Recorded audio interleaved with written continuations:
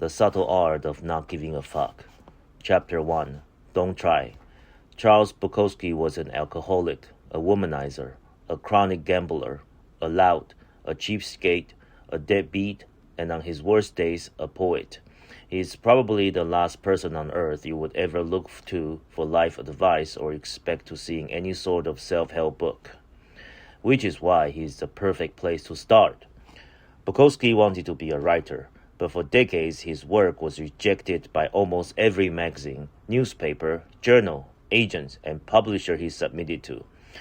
His work was horrible, they said, crude, disgusting, depraved. And as the stacks of rejection slip piled up, the weight of his failures pushed him deep into an alcohol-fueled depression that would follow him for most of his life. Bukowski had a day job as a letter filer at the post office. He got paid shit money and spent most of it on booze. He gambled away the rest at the racetrack. At night, he would drink alone and sometimes hammer out poetry on his beat-up old typewriters. Often, he'd wake up on the floor having passed out the night before. 30 years went by like this, most of it a meaningless blur of alcohol, drugs, gambling, and prostitutes. Then, when Bukowski was 50, after a lifetime of failure and self-loathing, an editor at a small independent publishing house took a strange interest in him. The editor couldn't offer Bukowski much money or much promise of sales, but he had a weird affection for the drunk loser, so he decided to take a chance on him. It was the first real short Bukowski had ever gotten, and he realized probably the only one he would ever get. Bukowski wrote back to the editor, "I have one of two choices. Stay in the post office and go crazy, or stay out here and play at writer and starve. I have decided to starve." Upon signing the contract, Bukowski wrote his first novel in 3 weeks. It was called simply Post Office. In the dedications he wrote, dedicated to nobody. Bukowski would make it as a novelist and poet. He would go on and publish 6 novels and hundreds of poems, selling over 2 million copies of his books. His popularity defied everyone's expectations, particularly his own. Stories like Bukowski's are the bread and butter of our culture's narrative. Bukowski's life embodies the American dream. A man fights for what he wants, never gives up, and eventually achieves his wildest dream. It's practically a movie waiting to happen. We all look at stories like Bukowski's and say, "See? He never gave up. He never stopped trying. He always believed in himself. He persisted against all the odds and made something of himself." It is then strange that on Bukowski's tombstone, the epitaph reads, "Don't try." See, despite the book sales and the fame, Bukowski was a loser. He knew it, and his success stemmed not from some determination to be a winner, but from the fact that he knew he was a loser, accepted it, and then wrote honestly about it. He never tried to be anything other than what he was. The genius in Bukowski's work was not in overcoming unbelievable odds or developing himself into a shining literary light.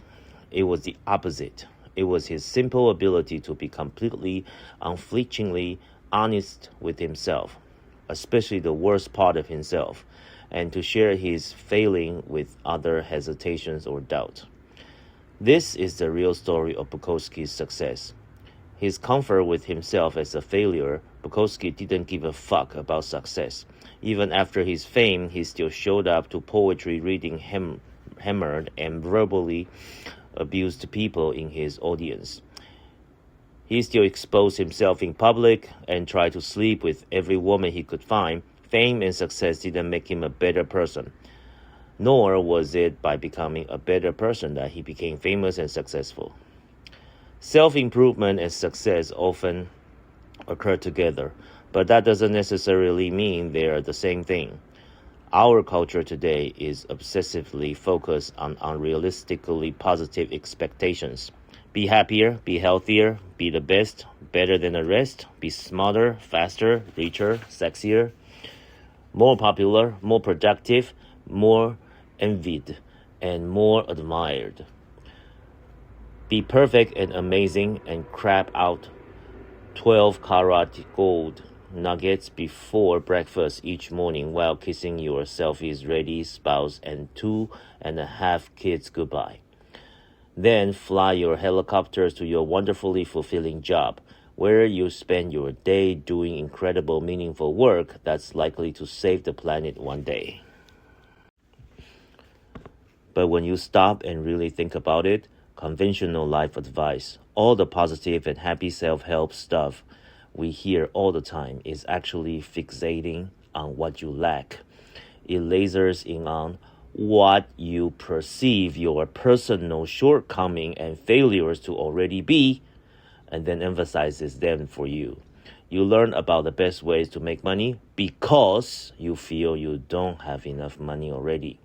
You stand in front of the mirror and repeat affirmations saying that you are beautiful because you feel as though you are not beautiful already. You follow dating and relationships advice because you feel that you're unlovable already. You try goofy visualization exercises about being more successful because you feel as though you aren't successful enough already. Ironically, these fixations on the positive, on what's better, what's superior, only serves to remind us over and over again of what we are not or what we lack, of what we should have been but failed to be.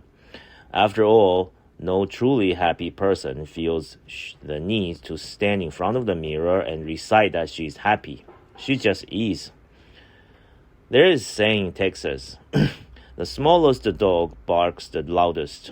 A confident man doesn't feel a need to prove that he's confident. A rich woman doesn't feel a need to convince anybody that she's rich. Either you are or you are not, and if you are dreaming of something all the time, then you are reinforcing the same unconscious reality over and over that you are not that. Everyone and their TV commercials wants you to believe that the key to a good life is a nicer job, or a more rugged car, or a prettier girlfriend, or a hot tub with the inflatable pools for the kids. The world is constantly telling you that the path to a better life is more, more, more. Buy more, own more, make more, fuck more, be more. You are constantly bombarded with messages to give a fuck about everything, all the time. Give a fuck about the new TV. Give a fuck about having a better vacation than your coworkers. Give a fuck about buying that new lawn ornament. Give a fuck about having the right kind of selfie stick. Why? My guess? Because giving a fuck about more stuff is good for business. And while there is nothing wrong with good business, the problem is that giving too many fucks is bad for your mental health. It causes you to become overly attached to a superficials and fake, to dedicate your life to chasing a mirage of happiness and satisfaction. The key to a good life is not giving a fuck about more, it's giving a fuck about less. Giving a fuck about only what is true and immediate and important. The feedback loop from hell. There is an insidious current to your brain that, if you let it, can drive you absolutely batty. Tell me if this sounds familiar to you. You get anxious about confronting somebody in your life. That anxiety cripples you and you start wondering why you're so anxious. Now you're becoming anxious about being anxious. Oh no, doubly anxious. Now you're anxious about your anxiety, which is causing more anxiety. Quick, where's the whiskey? Or let's say you have an anger problem. You get pissed off at the stupidest, the most insane stuff, and you have no idea why. And the fact that you get pissed off so easily starts to piss you off even more. And then in your petty rage, you realize that being angry all the time makes you a shallow and mean person. And you hate this, and you hate it so much, and you get angry at yourself. Now look at you, you're angry at yourself, getting angry about being angry. Fuck you, wall. Here, have a fist. Or you are so worried about doing the right thing all the time that you become worried about how much you are worrying. Or you feel so guilty for every mistake you make that you begin to feel guilty about how guilty you are feeling. Or you get sad and alone so often that it makes you feel even more sad and alone just thinking about it. Welcome to the feedback loop from hell. Chances are you are engaged in it more than a few times. Maybe you're engaging it right now. God, I do the feedback loop all the time. I'm such a loser for doing it. I should stop. Oh my God, I feel like such a loser for calling myself a loser. I should stop calling myself a loser. Ah, fuck. I'm doing it again. See, I'm a loser. Ah. Calm down, amigo. Believe it or not, this is a part of the beauty of being human. Very few animals on earth have the ability to think conscious thoughts to begin with. But we humans have the luxury of being able to have thoughts about our thoughts. So I can think about watching Miley Cyrus videos on YouTube and then immediately think about what a sickos I am for wanting to watch Miley Cyrus videos on YouTube. Ah, the miracle of consciousness. Now here's the problem. Our society today, through the wonders of consumers, cultures, and hey, look, my life is cooler than your social medias, has bred a whole generations of people who believe that having these negative experiences, anxieties, fear, guilt, etc. is totally not okay. I mean, if you look at your Facebook feed, everybody there is having a fucking grand old time. Look, 8 people got married this week, and some 16 years old on TV got a Ferrari for her birthday.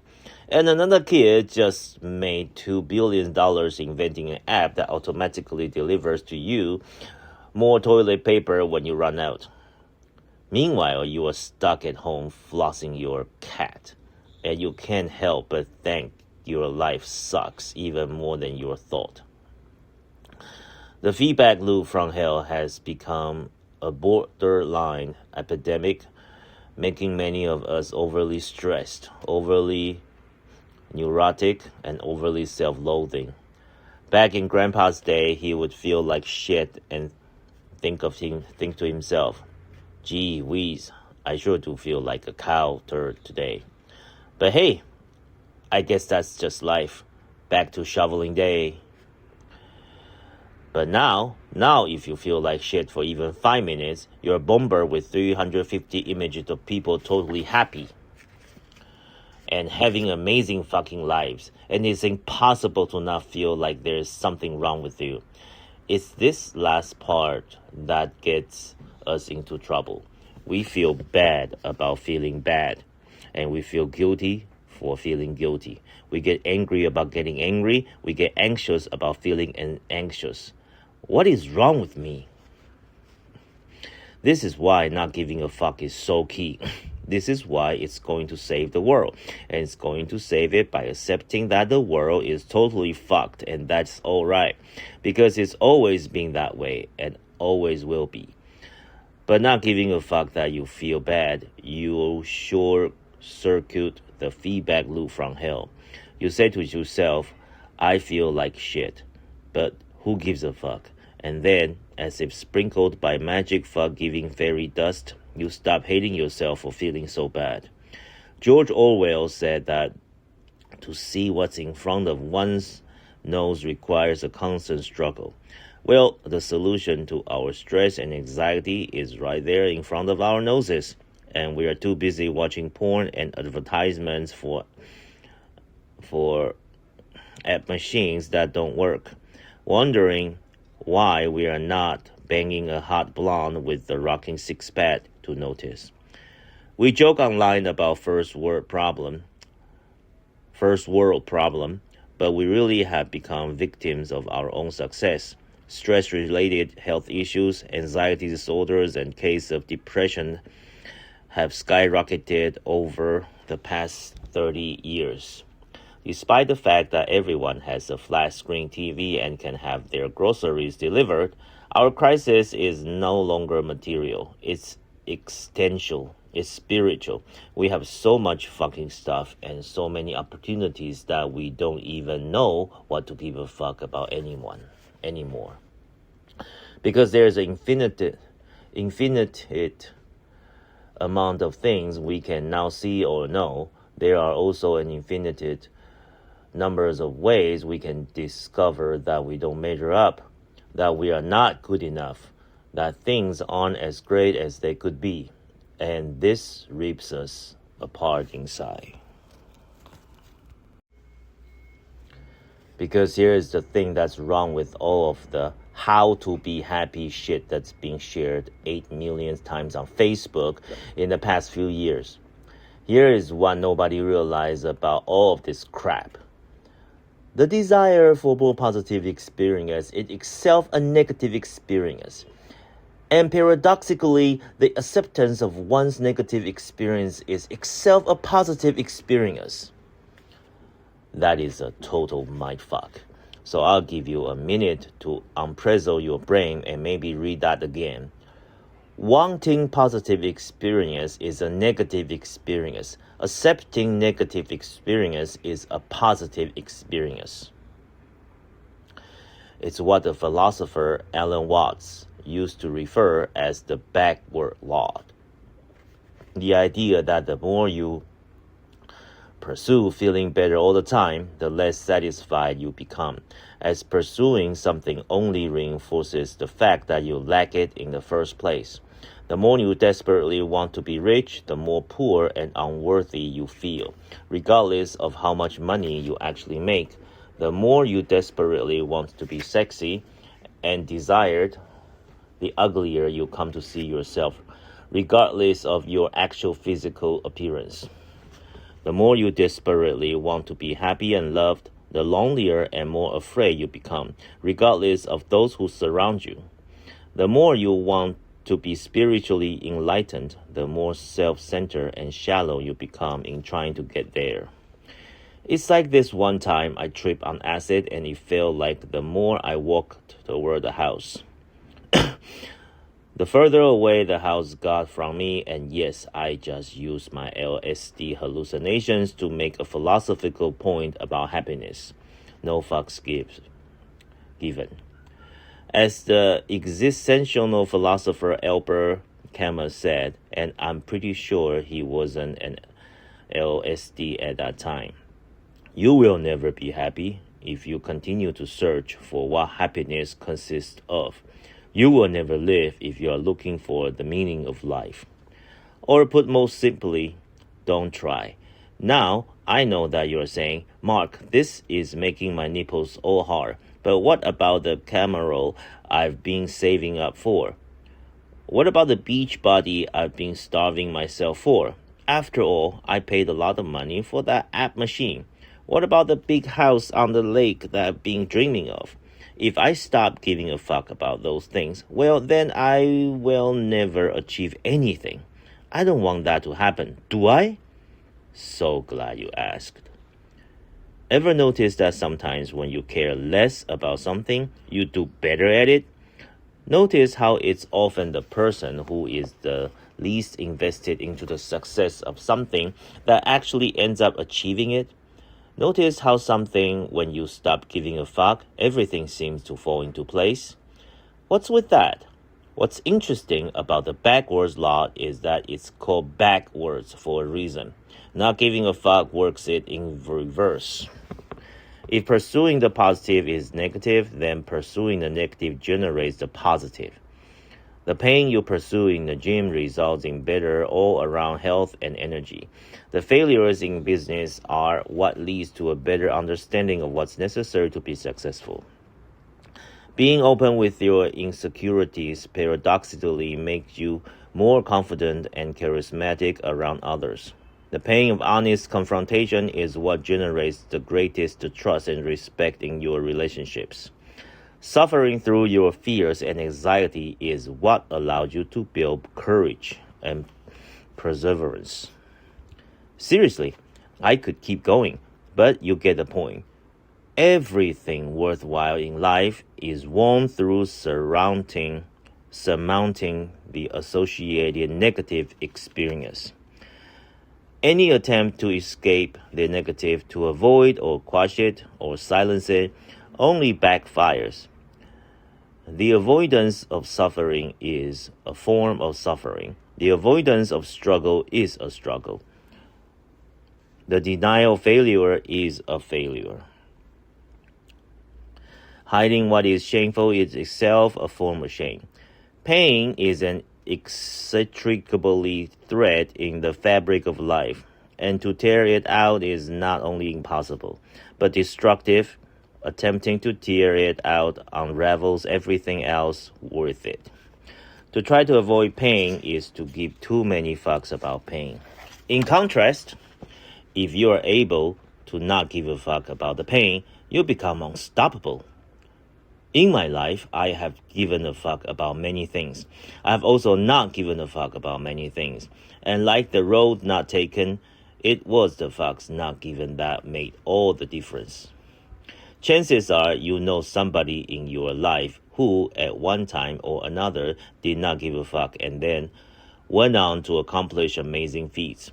Perhaps there was a time in your own life when you simply did not give a fuck and excelled to something extraordinarily high.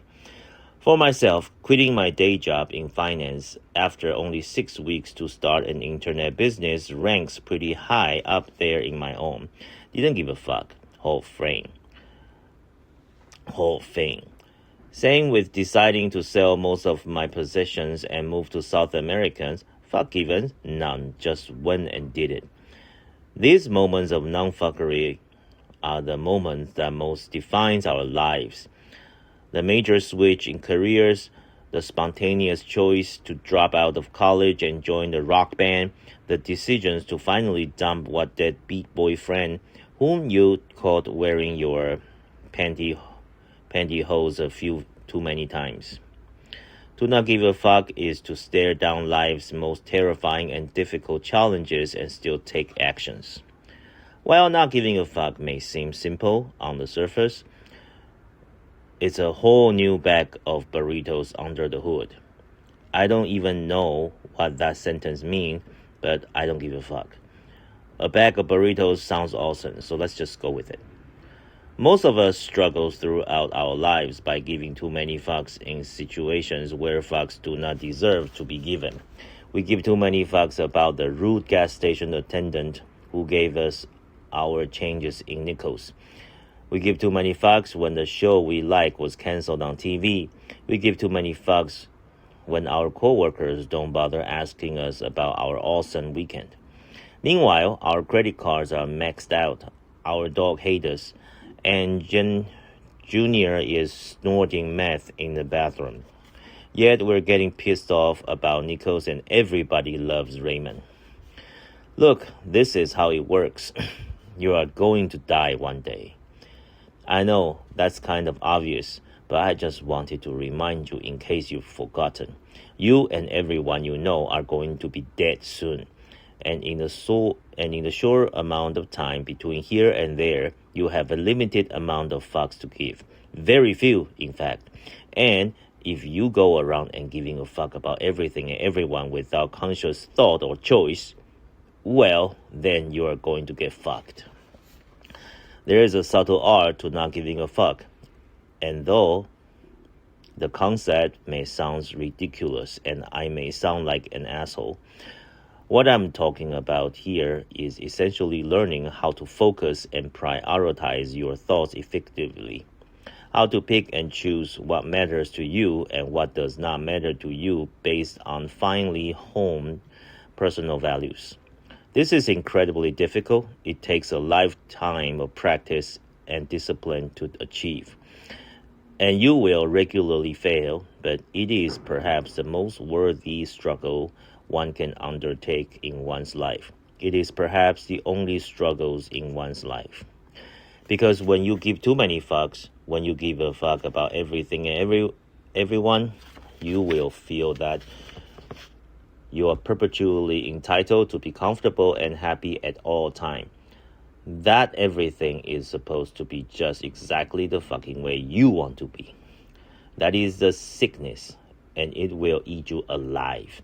You will see every adversity as an injustice, every challenge as a failure, every inconvenience as a personal slight, every disagreement as a betrayal.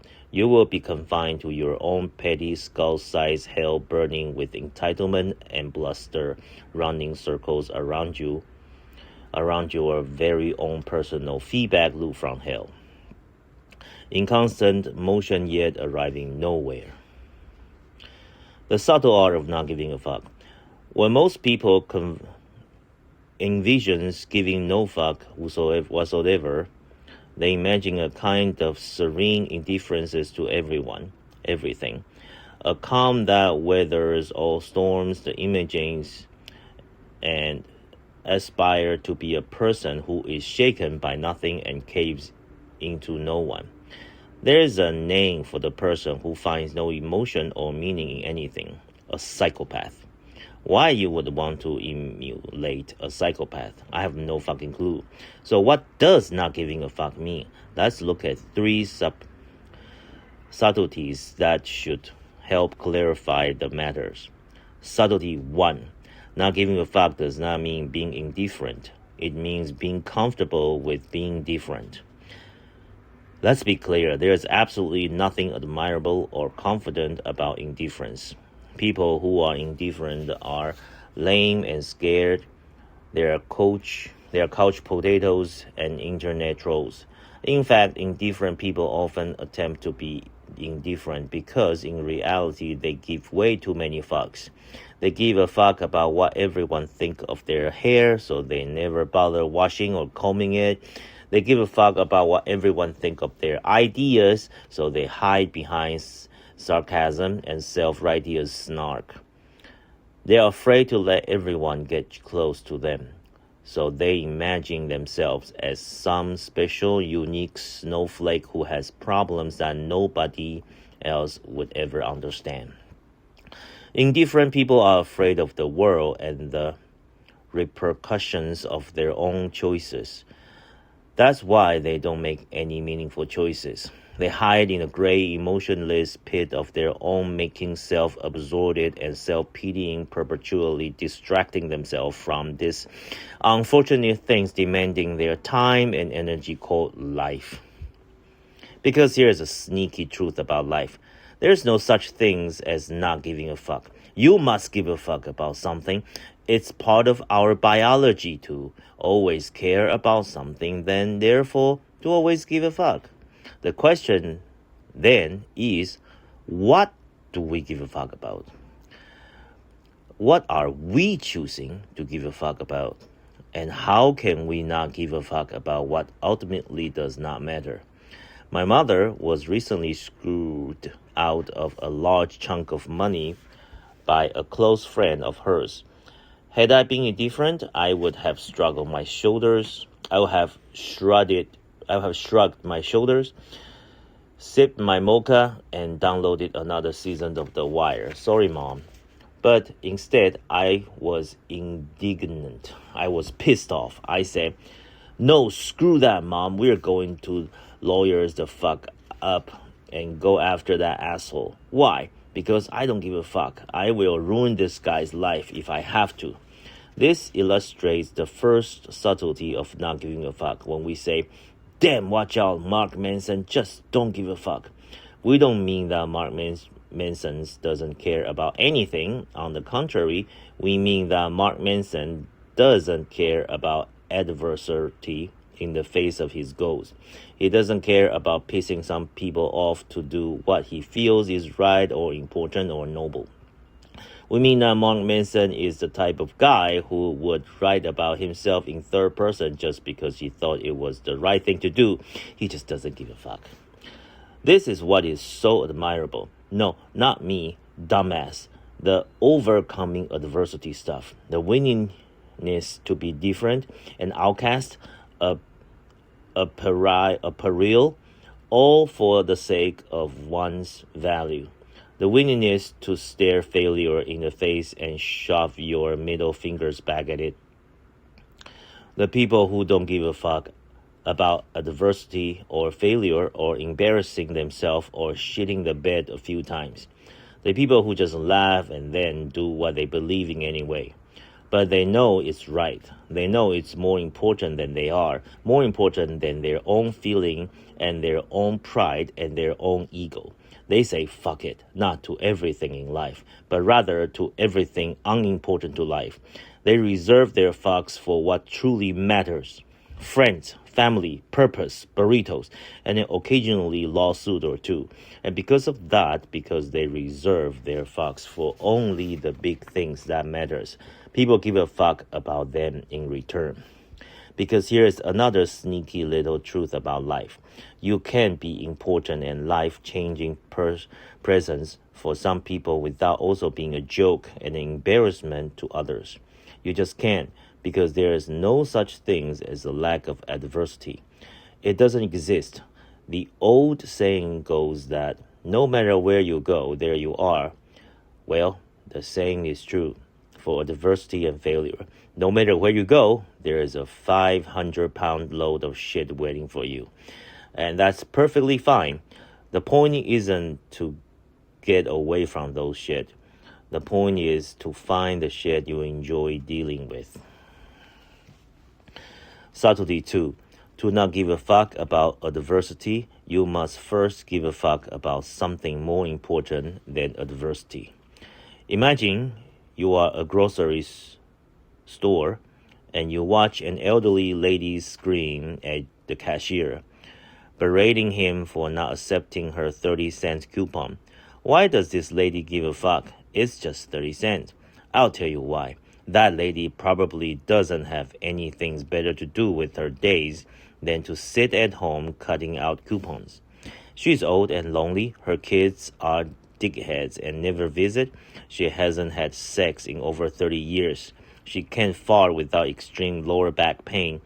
Her pension is on its last legs, and she's probably going to die in a diaper thinking she's in Candyland. So she snips coupons. That's all she got. It's her and her damn coupons. It's all she can give a fuck about because there is nothing else to give a fuck about. And so, when that pimpy-faced 17-year-old cashier refused to accept one of them when he defends his cash register's purities the way knights used to defend maidens' virginity, you can bet Granny is going to erupt. 80 years of fucks will rain down all at once like a fury hailstorm of back in my day, and people used to show more respect stories. The problem with people who hand out fucks like ice cream at a goddamn summer camp is that they don't have anything more fuck-worthy to dedicate their fucks to. If you find yourself consistently giving too many fucks about trivial shit that bothers you, your ex-boyfriend's new Facebook picture, how quickly the batteries dies in the TV remote, missing out on yet another 2-for-1 sales on hand sanitizers, chances are you don't have much going on in your life to give a legitimate fuck about. And that's your real problem. Not the hand sanitizer, not the TV remote. I once heard an artist say that when a person has no problems, the mind automatically finds a way to invent some. I think what most people, especially educated, pampered, middle-class white people, consider life problems are really just side effects of not having anything more important to worry about.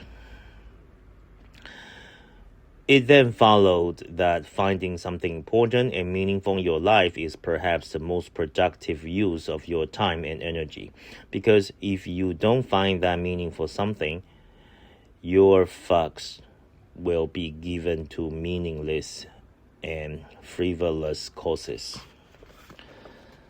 Subtlety 3. Whether you realize it or not, you are always choosing what to give a fuck about.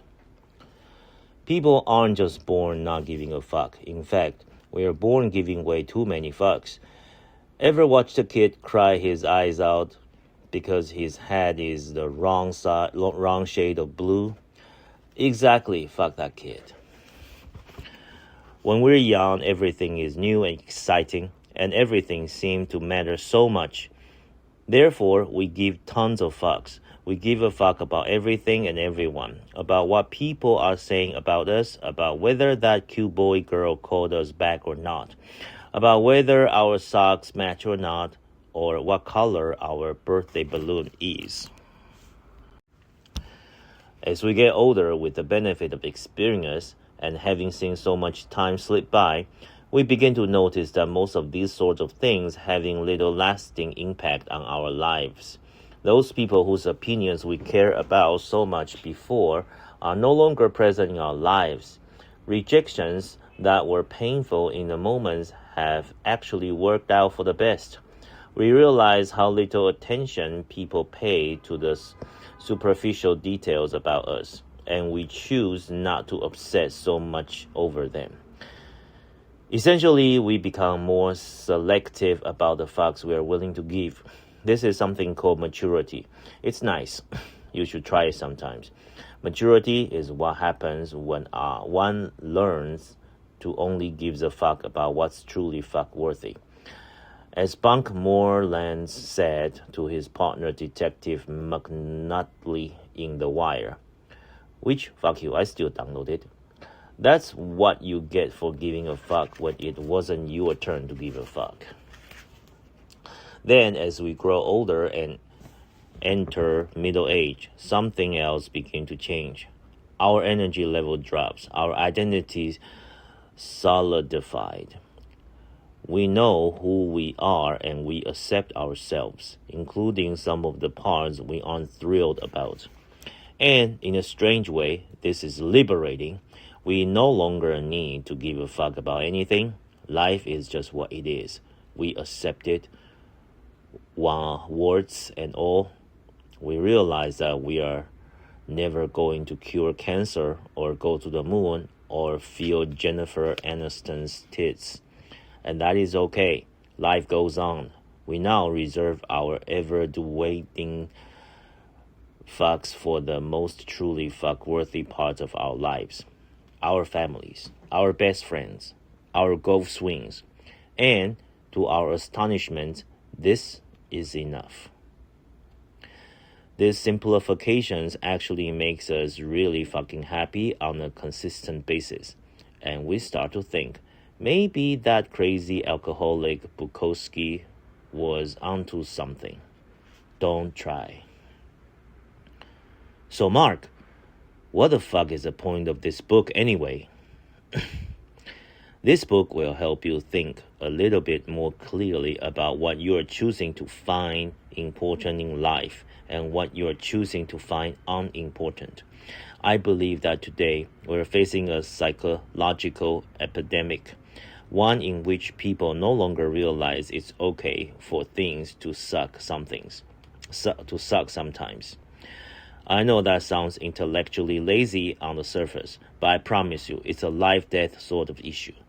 Because when we believe that it's not okay for things to suck sometimes, then we unconsciously start blaming ourselves. We start to feel as though something is inherently wrong with us, which drives us to all sorts of overcompensation, like buying 40 pairs of shoes or download Xanax with the vodka chasers on a Tuesday night, or shooting up a school bus filled full of kids. This belief that's not okay to be inadequately sometimes is the source of growing feedback loop from hell that is coming to dominate our culture. The idea of not giving a fuck is a simple way of reorienting our expectations for life and choosing what is important and what is not. Developing this ability leads to something I like to think of as a kind of practical enlightenment. No, not that airy-fairy eternal bliss, end of all suffering, bullshitting kind of enlightenment. On the contrary, I see practical enlightening enlightenment as becoming comfortable with the idea that some suffering is always inevitable. That no matter what you do, life is comprised of failures, loss, regrets, and even death. Because once you become uncomfortable with all the shit that life throws to you, and it will throw a lot of shit, trust me, you become invincible in a sort of low-level spiritual way. After that, the only way to overcome pain is to first learn how to bear it. This book doesn't give a fuck about alleviating your problems or your pain. And that is precisely why you will know it's being honest. This book is not some guide to greatness. It couldn't be, because greatness is merely an illusion in our minds, a made-up destination that we obligate ourselves to pursue, our own psychological Atlantis. Instead, this book will turn your pain into a tool, your trauma into power, and your problems into slightly better problems. That is real progress. Think of it as a guide to suffering and how to do it better, more meaningfully, with more compassion and more humility. It's a book about moving lightly despite your heavy burdens, resting easier with your greatest fear, laughing at your tears as you cry them. This book will not teach you how to gain or achieve, but rather how to lose and let go. It will teach you to take inventories of your life and scrub out all but the most important items. It will teach you to close your eyes and trust that you can fall backwards and still be okay. It will teach you to give fewer fucks. It will teach you to not try.